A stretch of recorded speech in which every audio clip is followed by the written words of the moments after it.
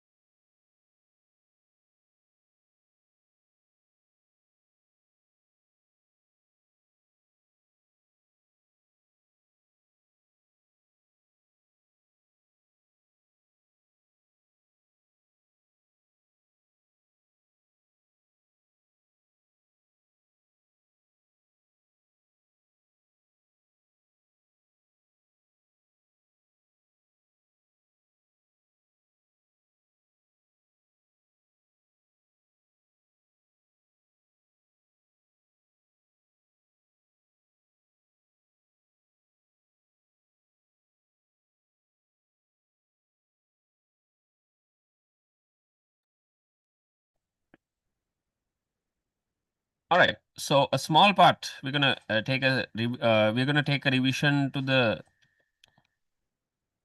first lesson of grade 10. A small start actually today, not a long start, not a full start.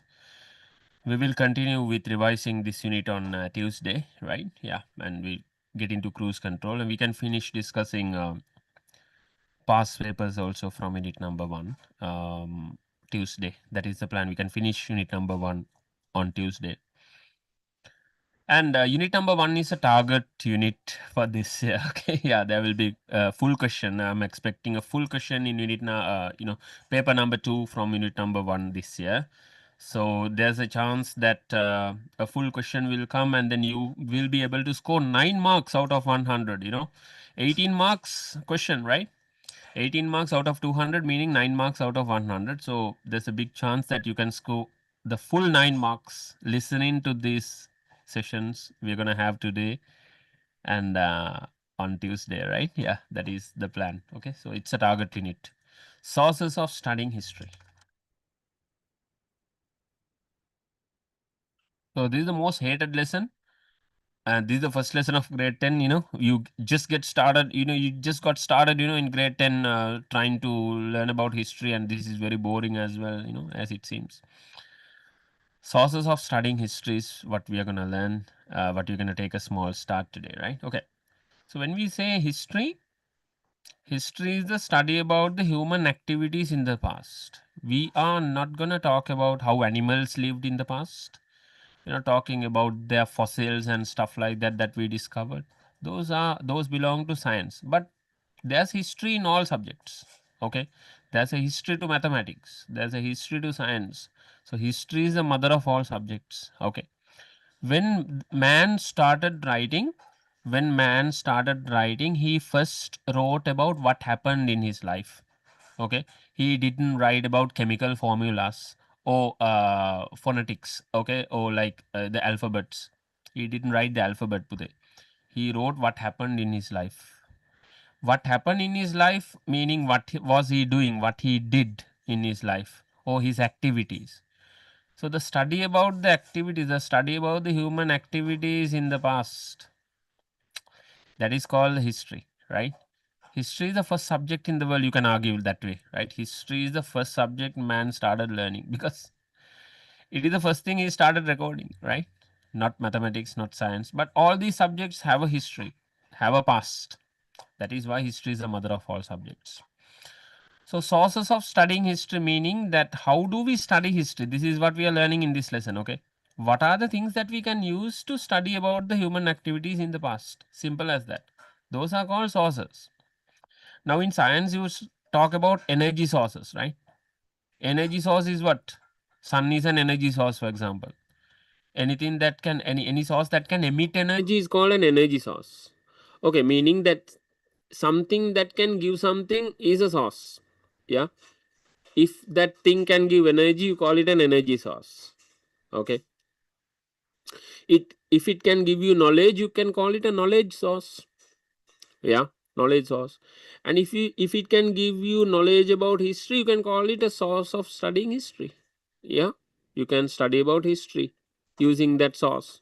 So that is a source of studying history. Yeah, that is how sources of studying history comes into picture. So a source is something that can give out information about certain things. Yeah, like that. Okay, then Pute, before we talk about the source of studying history, sources of studying history, history is not rocket science. Okay, here we don't teach you how to make, how to build a rocket and send it to the moon and what are the calculations to be done and stuff like that. You know, you can go to NASA for that. Yeah, yeah, science, physics. We don't need that, right? History is mainly four things. 99.9% history is these four things. Very easy, okay? History is about people. History is about people. History is about buildings.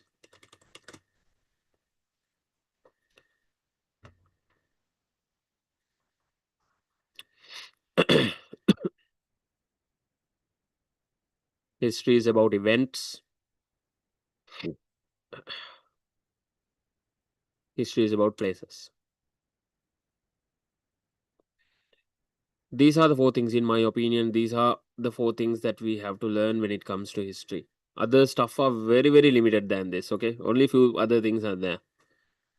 So, people, we talk about kings, rulers, leaders, authors, scientists, soldiers, important people, explorers, people like that, right?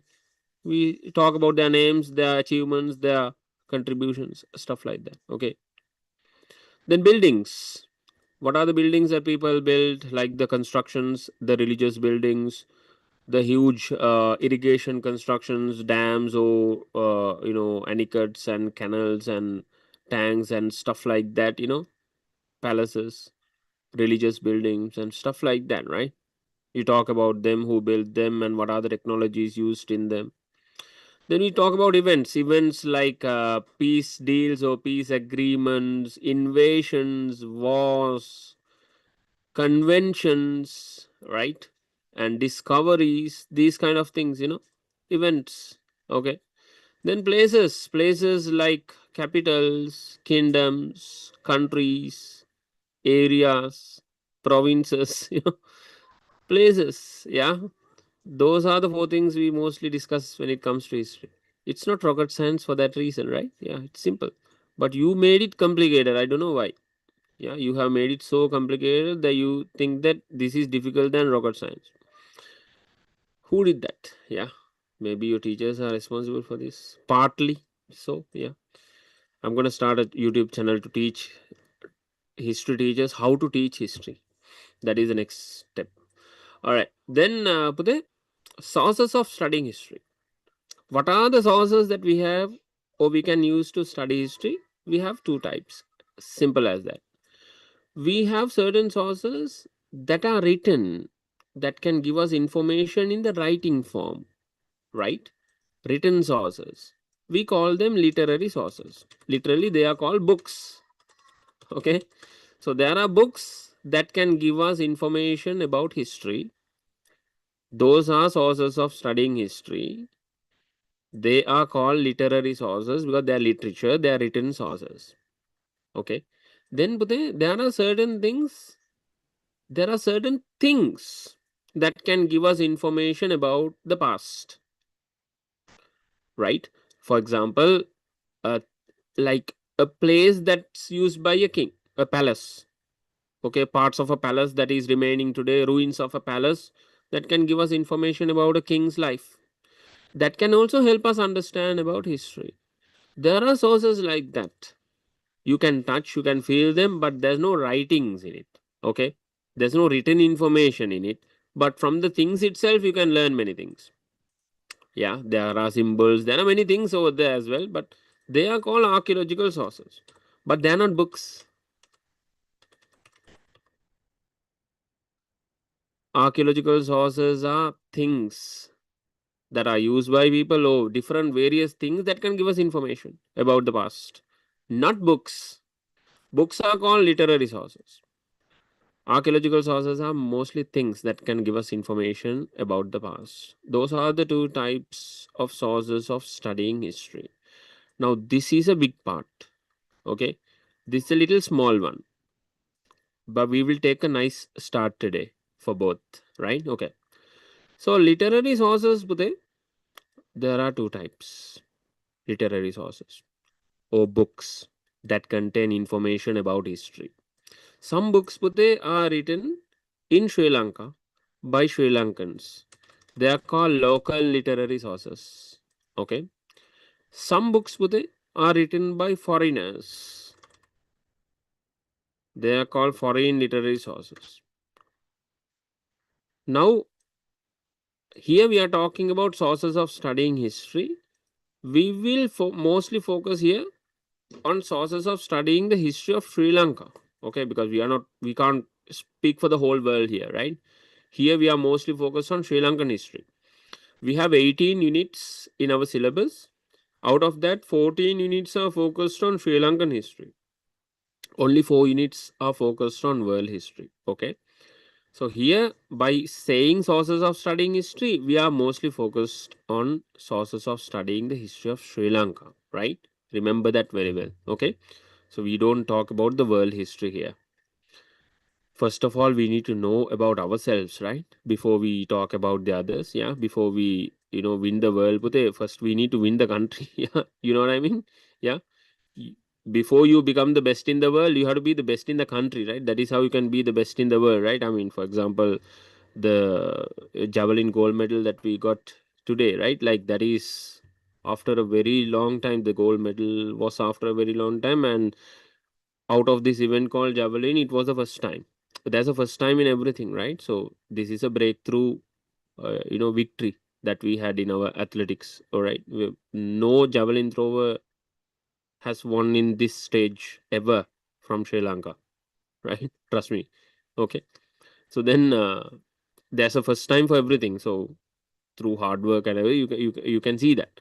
So, but how did that happen? Did he win, coming from a parachute or something like that? No, right? He won in the Sri Lankan stage, then the Asian stage. That is how you go to the Commonwealth stage. Then next challenge is the Olympic stage, the world stage.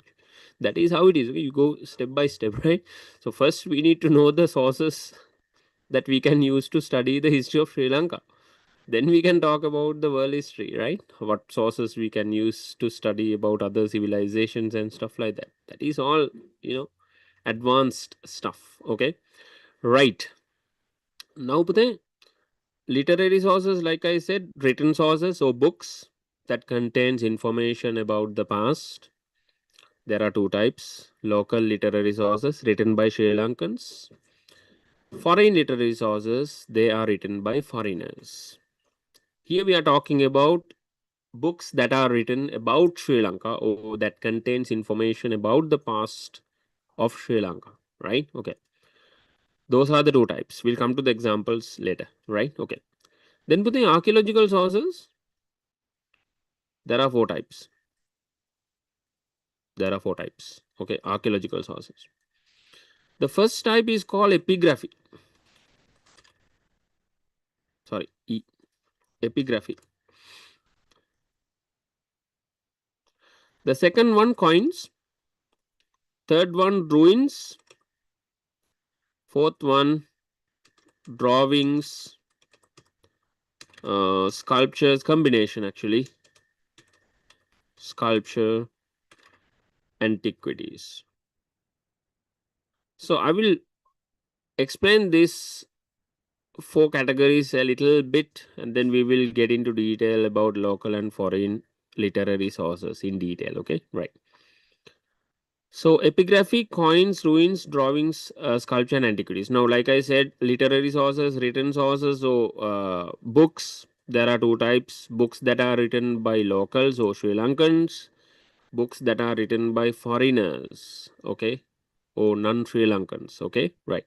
Those are the two types of literary sources. Then archaeological sources, we have four types: epigraphy, coins, ruins, drawings, sculpture, and antiquities. Now, epigraphy means Pute, writings or engravings or carvings on different types of surfaces. They are called epigraphy. Okay, writings on different types of surfaces.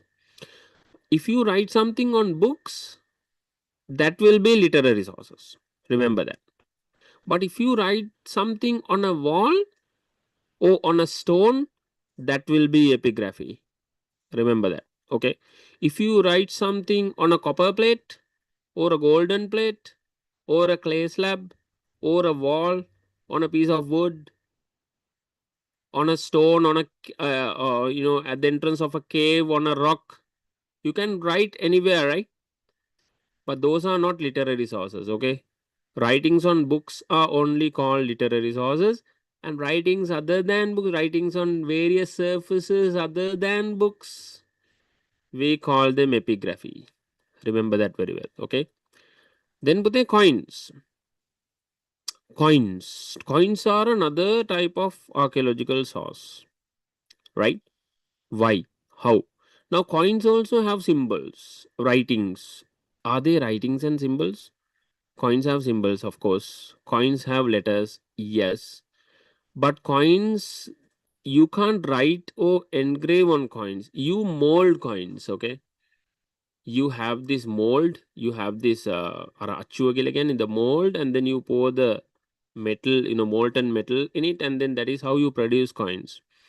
And the study about these coins is a huge subject. This is called numismatics. Through studying the coins, you can learn so many things about the past. Okay, like the economic condition of a country, the metal technology that a country had. You can learn so many things by studying coins. That is why coins is a separate category here, because it's too advanced to put into epigraphy or anything like that, right? It's a separate category. Then comes ruins. Ruins means what, Pute? Whatever the remains of buildings normally, and constructions that we had in the past. Ruins of palaces, ruins of tanks and aqueducts, so bridges and stuff like that, or temples. From those, we can understand the architecture, the designs, the creative ability, the technology that the ancient people used in constructing those, the designs the ancient people used. We can learn so much by studying ruins as well. So ruins also can give us information about history. That is why they are called archaeological sources. Then Bhutan, we have drawings, sculpture, and antiquity drawings on caves or walls or different places, drawings, paintings. Then sculpture, like the statues that we have, in different places and using different material, we can understand the talent of the, uh, you know, um sculptors, talent of the sculptors and the materials they used and the technology they used and stuff like that, and the beliefs that we had, those kind of things can be learnt. Then antiquities means with the things that were used by people in the past, like weapons. Okay, for example, if you go to the National Museum in Sri Lanka, you'll see the throne used by the last king of Sri Lanka, Sri Vikramarajasinghe. Those are antiquities. Okay, those are ancient stuff used by people, and you can see in many museums, stuff used by people, like the beds or the furniture and stuff like that, used by people, weapons or tools and stuff like that used by people. So we can learn so much about the people's lifestyles, about their technology, about the designs that they were using and stuff like that. So those are called archaeological sources. Okay, right. coming back to literary sources. Okay, we try to finish this small part and then say bye for today, right? Okay, coming so coming back to literary sources, we have local literary sources and foreign literary sources, right? Okay, now local literary sources, Pudin, we have various types of books, okay, written by locals. We can categorize those books. Not all books are written for the same objectives, okay. Some are prose, some are poetry, like this, right? Different books, fiction, non-fiction, like the books that you are talking about when it comes to the literature lesson. Yeah, fiction, they say, non-fiction, prose can also be categorized like that, right? We're not going to categorize that way. We're going to categorize in a different way here. Then foreign local literary sources, Pute, we have several types, right? Then foreign also we have mainly two types. Before that, we will take a look at some local literary sources types. So there are certain books, Pute, they are called chronicles. Chronicles. Some books are religious texts. Some books are poetry, like different, we can say poetry focused on different genres, like we will name a few here. Sandesha Kavya,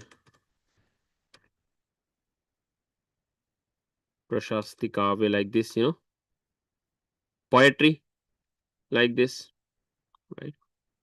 Then there are other types of books as well, like general books that can give us information about history, like political books, like for example Rajavali, right? So under chronicles, what is a chronicle? Now chronicle, chrono means related to time. Okay, the word chrono in English meaning that it relates to time. Okay, so let's say for example, if you are wearing a very expensive watch, chances are that your watch will be a certified watch. Okay, certified watch means it can keep the time very accurately. Those kind of watches are called chronometers. Okay, chronometer. So chrono means related to time, right? Chrono. So chronicle means any book that has recorded information in a timely order. That is what you call chronicles. Just like you're writing a diary. When you're writing a diary, Pute, you don't write December 1st, right? You don't write randomly, right? You write in order. You write from January to December, right? Like this. You can also write the story of a country like this in a timely order. What happened every year, or what happened every age, every era, after every king, one king after the other. You can record important information like that in a book in a timely order. Those type of books are called chronicles. Okay. Then you have religious texts that are written, you know, uh, based on different religious objectives. Then you have poetry like Sandeshaka. We'll come to that point later. And then you have other types of books like Rajavali and stuff like that as well. Okay, right. Now, but then the chronicles. That is the most important part here. I just want to explain you this and then say bye. Yeah, this part. Sri Lanka is one of the few countries that has a continuous information written about its history in a timely order, right? So Sri Lanka has a big name for this. Whenever we started writing, okay, we started writing about 2500 years ago, right? And then we had big collections of books written about the past and stuff like that. Then, Pute, in about 4th century, we started compiling these properly in order. All the collections of books, these old collections of books called Atua, Tika, Tippani, different names, Vinay Attakatha. There are different names used to call this. Atua Tika yeah, like Atua Tika the oldest singular texts that we had. Okay, or the oldest texts that were written, mainly, some texts are written in Pali, some texts were written by monks, some texts were written by a language, the earliest singular language called the Prakrut, These kind of Sanskrit, some books were written like that. So different languages were used to write those books. Then gradually the Sinhala that we have today gradually evolved. So Chronicles, Pute, Sri Lanka is one of the, like I said, Sri Lanka is one of the few countries that we have a continuous history recorded in it. So when it comes to Chronicles, we have two Chronicles, Deepavangsha, that is the first chronicle written in the 4th century, Deepavangsha. Then Pute, the most credible chronicle, or the chronicle that is continuing even today to be written, that is called Mahavangsha. So Mahavangsha, like singling keyword, when you are writing in English, you call it Mahavamsa. Then Deepavangsha, like keyword, singling, when you are writing it in English, you call it Deepavamsa. So Deepavamsa was written in the 4th century by a group of monks. Then this is the first chronicle. Okay, so Deepavamsa, the first chronicle. Then Mahavansa is the most credible chronicle, or the strong one. And Mahavansha was written by Mahanamathero, who lived in Anuradhapura kingdom. This was in the 5th century.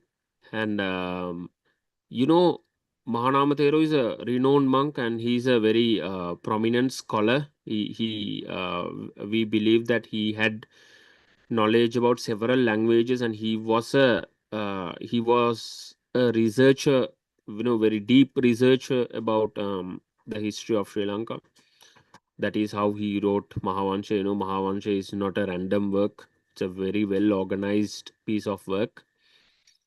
So Mahanamathero lived in Diksanda Senevia Pirivan in Anuradhapura, General Diksanda's monastery in Anuradhapura. This is the place the Thero lived. And then the Mahanamathero wanted to address a shortcoming. Okay, now that is why he started writing Mahavansha. Okay, the shortcoming was in Deepavangsha, right? So Deepavangsha was the first chronicle.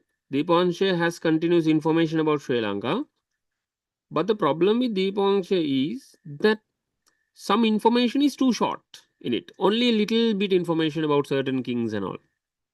Just a few lines, just a couple of things only. So Mahanamathero further researched about those kings and all. He got more information about those kings, and he wanted to like write a proper book about the history of Sri Lanka that has more detail in it, right? Then the other problem with Deepansha is that some information was repetitive in Deepansha. Okay, same information again and again, or sometimes contradicting. In one place it says something, another place it says little different thing, right? Sometimes contradicting, okay, or sometimes repetitive, same thing again and again. So Mahanamathero wanted to address those shortcomings of Deepansha, and he wrote Mahavangsha. So the first part of Mahavangsha is called Mahavangsha. Second part of Mahavangsha is called Chulavangsha. Okay, Mahavangsha is the great chronicle in English. Chulavangsha is the lesser chronicle or the little chronicle. Okay, Chulavangsha is podi, right? Mahavangsha is the great one. Mahavangsha or Mahavamsa is the first part of Mahavamsa is the most credible chronicle that we have, and it has information from the arrival of Lord Buddha up to King Mahasen. Okay, and Chulavansha continues from King Mahasen up to so on up to the downfall of Polonnaru kingdom. Then it continues like that. Okay, so Deepavansha, first chronicle, short information, um, brief information, or I would say not detailed information, repetitive information. Those are the shortcomings. Mahavangsha, Mahanamathero, first part of Mahavangsha is called Mahavangsha, very prominent, addresses the shortcoming of Deepavangsha, contains information from um, the arrival of Lord Buddha up to King Mahasen. That is not the most beautiful thing about Mahavangsha. Mahavangsha is very credible because of one special reason. There are two reasons mainly why Mahavansha is important. Mahavansha is important because it is recording the history of Sri Lanka continuously. Only few countries have books like this. That is one thing. And Mahavanshi is credible. Mahavanshi is trustworthy. That is the most special thing about Mahavanshi. Mahavanshi is very trustworthy. Information contained in Mahavanshi can be proven using other sources. Okay. For example, let me tell you one simple example. Mahavanshi says that King Dutukamunu built Ruwanvelisai, and Ruwanvelisai is located in Anuradhapura. Mahavanshi says this. And it's just a book. You can write anything, right? But then go to Anuradhapura, you can see Ruwanvelisai. And you can see that from the exact dimensions, right? Like the height of Ruwanvelisai, the size of Ruwanvelisai. This used to be the biggest one, right? Yeah, like at that time, that is all true. So that is the beauty of Mahavanshi, okay? The information contained in Mahavanshi is very credible, very trustworthy. You can see it with your own eyes. That is the beauty of Mahavanshi, right? That is why Mahavanshi is so trustworthy. Information in it can be proven using other sources, like archaeological sources, like ruins, or sometimes through inscriptions. So Mahavanshi says something about a grant from a king to another person or something like that. You go somewhere and see, even in the stones the same stories are written in inscriptions. We call them inscriptions. Anything written on stones, important messages written on stones, we call them inscriptions, right? So we come to that next day, right? Okay, so those are some things for you to remember about Mahavanshi. Then put the religious texts. We have a lot of religious texts that can give us information about the evolution, or the, I would say, the passing on the religious duties from monks, or from era to era, like this, right? So there are a lot of religious textbooks that we can learn so much about history of Sri Lanka as well. Saddharma Lankare, for example. Nikaya Sangraha is a very important religious text, Buddhist religious text, okay, that we can gain information from. Nikaya Sangrahaya. Remember, Nikaya Sangrahaya will give us information about the Buddhist order in Sri Lanka, right? From one era to another era, how the Buddhist dispensation, or the Buddhist order, evolved, right? Nikaya Sangrahaya ke nega. Then you have Pujavali, a lot of books like that, right? Then Sandesha Kavya, Prashasti Kavya, Hatan Kavya, another, like poetry. Okay, when it comes to poetry, we have mainly three types here. Sandesha Kavya. We have a lot of Sandesha Kavyas. You know about this from your literature lesson as well, right? Some of the first Sandesha Kavyas, Mayura Sandesha, Tisara Sandesha. Then you have the later versions, Gira Sandesha, Paravi Sandesha, Hansa Sandesha, Salalihini Sandesha, these kind of Sandesha Kavyas. These are all poetry. You can learn about people's lifestyle, people's, dresses, people's eating habits. So many things can be learned by studying Sandesha Kavyas. Then you have Prashasti Kavya. Prashasti Kavya means the poetry written praising kings, for example. Parakumba Sirita is a good example for this. Prashasti Kavya. Then you have Hatan Kavya. Hatan Kavya means battle poetry. Hatan Kavya. You have the Sitavaka Hatana. Sitavaka Hatana that took place between the Portuguese and the Sitavaka army. Sitavaka Hatana. Then Constantino Hatana. Ingrisi Hatana, the battle between the British and the Canadian Kingdom. Ingrisi Hatana. So you have you can learn so much from those poetry as well, right? Okay, and then we also have other types of books like Rajavali, for example. Rajavali is a political book, right? It contains political information, for example, from Gampola to Kotte period, right? You can learn about the kings and their ruling systems, their ruling habits and everything, their significant events by studying Rajavali. Okay, yeah. So those are some important books for you to remember, right? Okay, so I think that's enough for one day. And foreign literary sources, we will talk about it next day. But before that, we'll just categorize the foreign literary sources into two, like this. Is it too small? Yeah, one second. Oops. It's okay. So foreign literary sources, there are two types. There were foreigners who came to Sri Lanka, who landed in Sri Lanka, who spent some time in Sri Lanka, and who wrote about Sri Lanka from their own experience. They are the foreigners who visited Sri Lanka and wrote about Sri Lanka. Okay. So some foreigners visited here in Sri Lanka, they experienced the life for themselves and wrote about Sri Lanka. That is one type. And there are also foreigners who never came to Sri Lanka, who never saw Sri Lanka, but heard about Sri Lanka from those who traveled to Sri Lanka. Okay. Now you haven't gone to USA. For example, most of us haven't been to USA, right? But can you write a book about USA? Of course you can, because there's internet. You can ask somebody who has visited USA. You can get information from him or her and write about USA, right? You can do that. That is how people did in the past. Or you can go to USA, you can spend some time there. Okay, getting a visa is gonna be a little tough. Anyway, Mr. Donald Trump, you know, he he doesn't like Asians these days. Anyway, let's say you got it somehow. And you get to see the country and then you can write about the country from your own experience. That is the type of, foreign literary sources we have as well.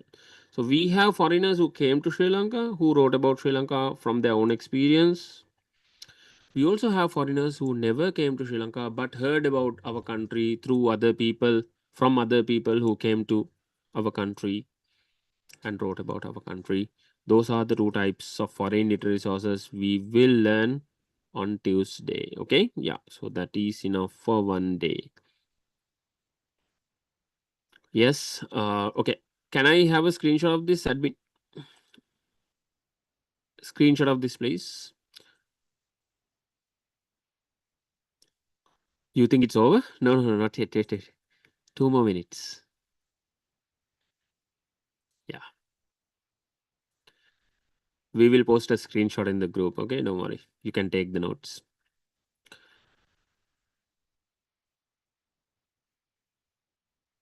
Wait, don't go yet. Yeah, 1 minute.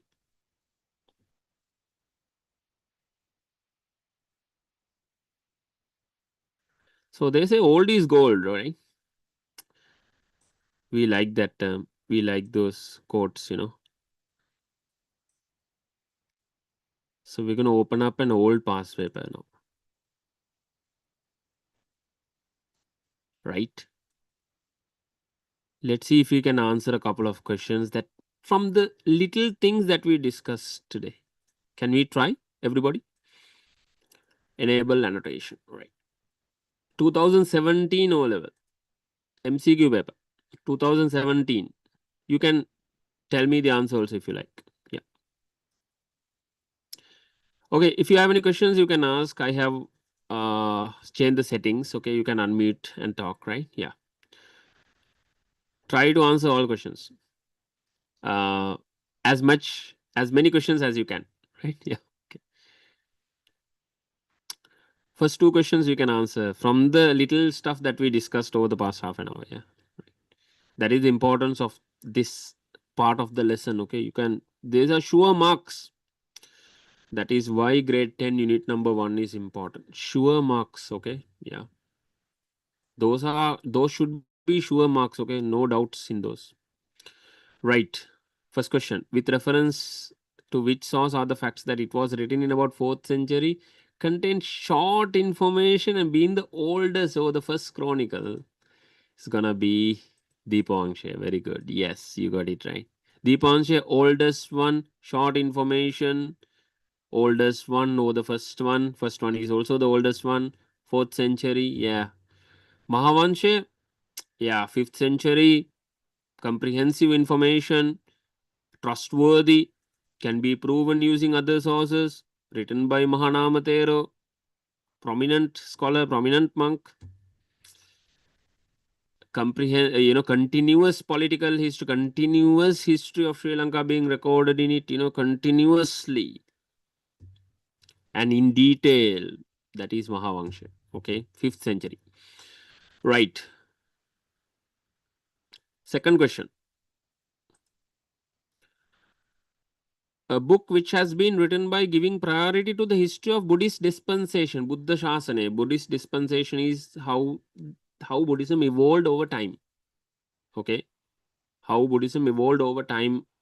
Buddhism evolved over time in the sense the Buddhism, Buddhist monks, everything included. Okay, this is called Nikaya Sangraha. I told you this, right? Yeah.